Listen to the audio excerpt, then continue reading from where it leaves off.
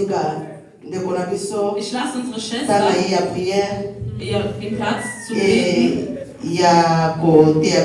dass sie uns etwas lehrt, uns füttert, dass wir das essen. Amen. Dass der Herr mit uns ist, dass der Heilige Geist sich führt. In Jesus Namen. Amen. Amen.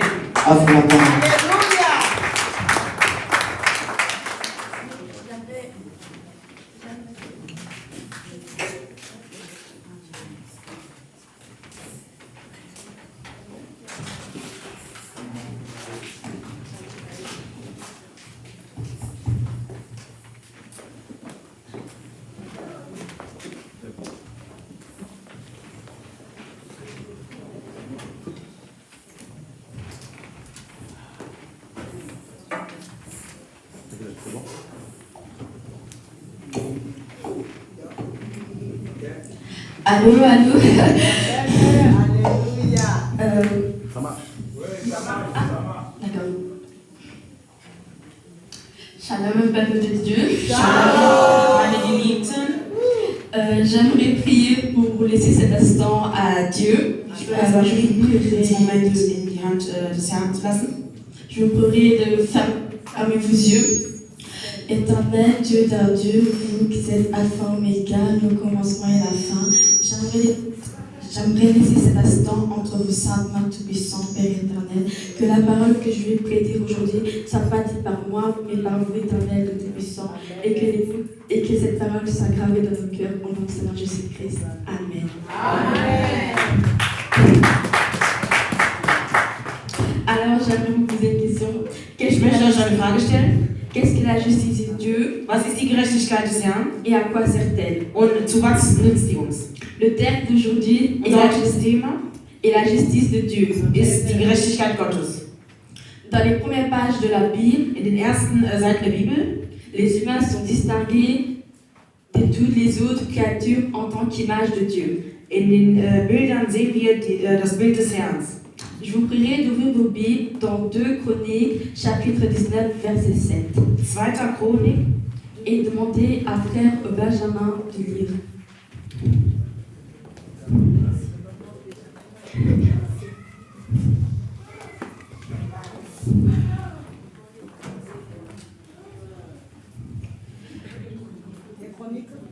« 2 Chroniques, chapitre 19, verset 7.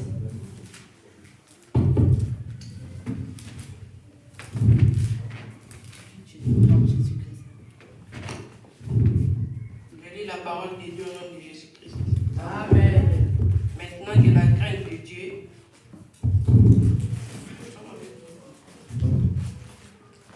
la crainte de Dieu, de l'Éternel soit sur vous, veillez sur vos actes, car il n'y a chez l'Éternel notre Dieu ni iniquité, ni égard pour l'apparence des personnes, ni acceptation du présent. Amen. Amen. En allemand. So sei er jetzt mit euch so sei der Strecken des Herrn über euch. Nehmt euch in Acht, was ihr tut, denn bei dem Herrn, unserem Gott, gibt es weder Unrecht noch an der Person Bestechlichkeit. Amen. Amen. Amen. Donc, selon la justice de Dieu, tous les humains sont égaux. Nach der Gerechtigkeit Gottes sind alle Menschen gleich. Devant lui, et on a tous le droit d'être traités avec dignité. Und wir haben alle das Recht, gut behandelt zu werden. Et équité par qui que ce soit. Und von allen gut zu behandelt werden. Mais l'homme redéfinit constamment le bien et le mal dans un but personnel. Aber der Mensch nimmt immer das Gute zu seinen Gunsten. Dans l'histoire biblique, ce comportement se produit sur un niveau individuel. In der Bibel sehen wir manche von diesen Beispielen. Puis dans les familles und in den Familien et ensuite dans des communautés et même dans des civilisations entières. Und auch in den Gemeinschaften. Et cela crée de l'injustice. Und dies bringt zu Ungerechtigkeit. Nous allons lire dans Genèse chapitre 18, verset 19. Erste Buch Mose 18, Vers 19.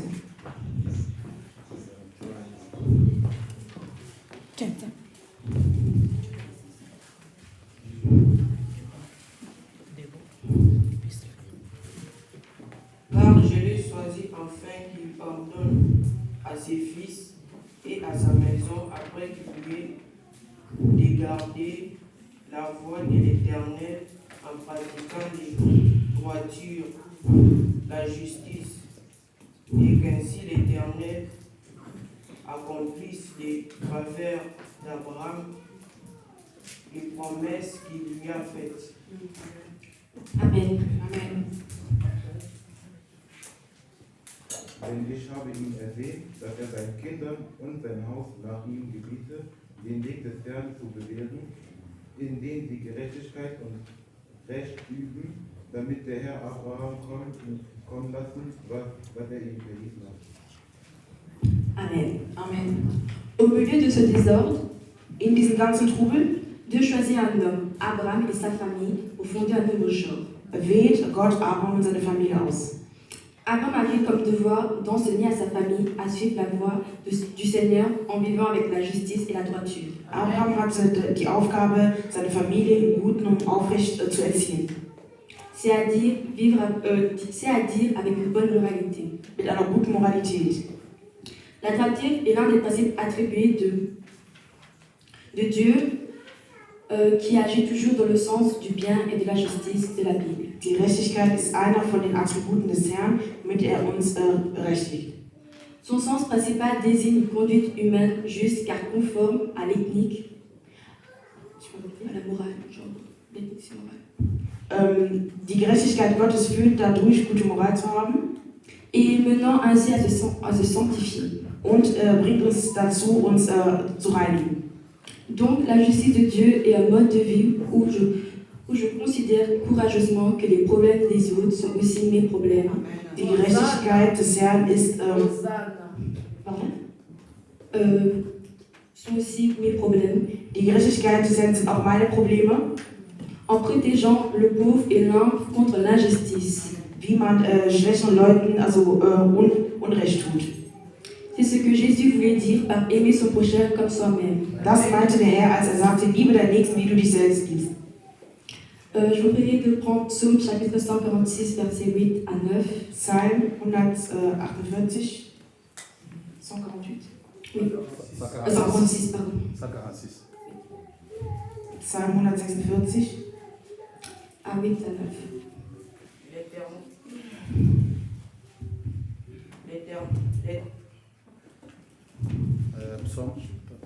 Psaume 146, chapitre 8 à 9.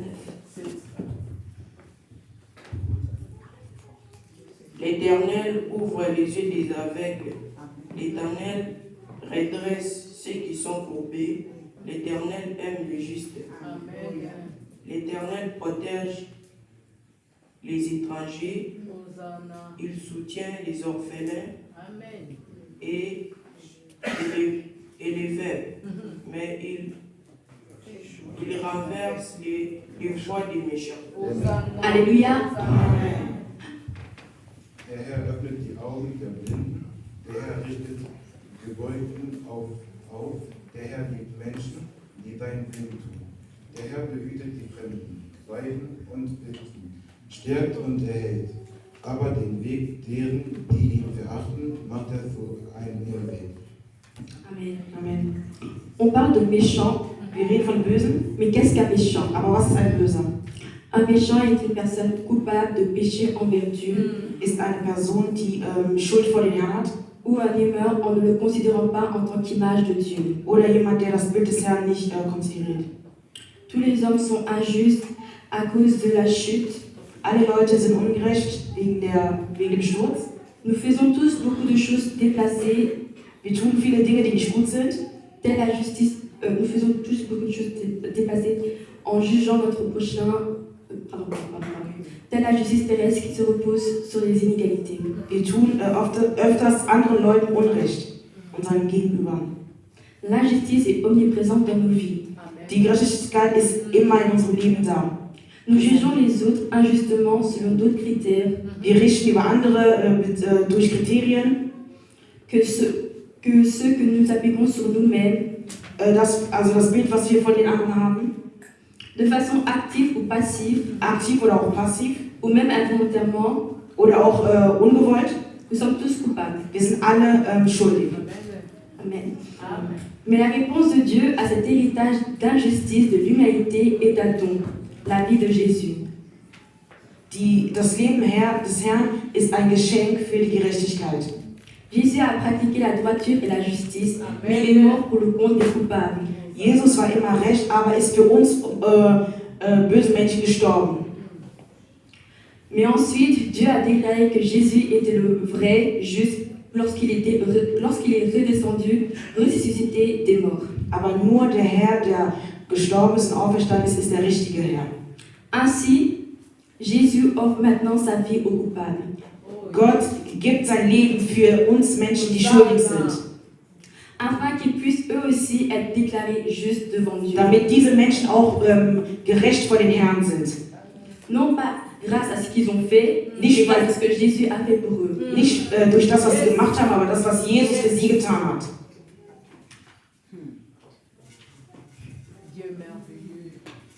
Dieu a fait connaître aux humains ce qui est bien et ce que le Seigneur demande de toi. Gott hat uns das gezeigt, was er gut von uns findet und das, was er von uns will. Que tu pratiques la justice, que tu aimes la miséricorde et que tu marches humblement avec ton Dieu. Dass du die Gerechtigkeit liebst und dass du aufrichtig mit deinem Herrn wandelst. Mais au moins, n'oubliez pas qu'il y a un jugement dernier et qu'on sera tous jugés. Aber vergiss nicht, dass wir am letzten Tag alle gerichtet werden. Non par la justice de l'homme sur terre, mais celle de Dieu dans les cieux. Nicht durch die Gerechtigkeit des Menschen auf der Erde, aber von unserem Gott, der im Himmel ist. Gloire à Dieu. Ja.